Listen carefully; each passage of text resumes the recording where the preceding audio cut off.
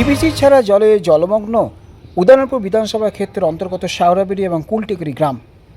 গতকাল রাত থেকে এই জল ঢুকছে এবং এই যে কুলটিগড়ি গোটা এলাকায় একের পর এক বাড়িতে জল ঢুকে গিয়েছে। ইতিমধ্যে এলাকার এক 50 বছরের মহিলারও মৃত্যু হয়েছে জলে ভেসে গিয়ে। সেই ঘটনাতেই এলাকায় শোকের ছায়া নেমে এসেছে। আরও জল বাড়লে ঠিক কী পরিস্থিতি হবে সেদিকে এখন চিন্তায় রয়েছে এলাকার মানুষজন।